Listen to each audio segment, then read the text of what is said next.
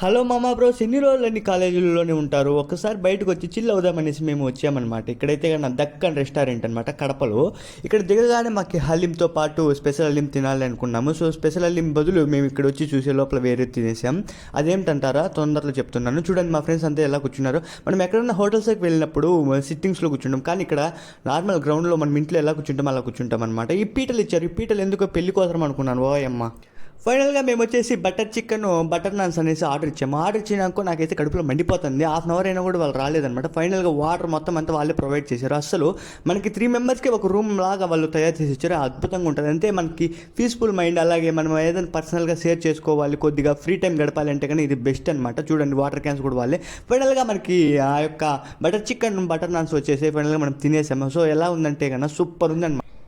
మీరు కూడా ఇలాంటి డిష్ తినాలి అనుకుంటే వచ్చేయండి దక్కన్ రెస్టారెంట్కి. ఇక్కడైతే కానీ మంచి క్వాలిటీ ఫుడ్ అనమాట, మంచి టేస్టీ ఫుడ్ కూడా మనకి ఇక్కడ ప్రొవైడ్ చేస్తున్నారు. సూపర్ ఉంటుంది. ఎందుకంటే ఒక రూమ్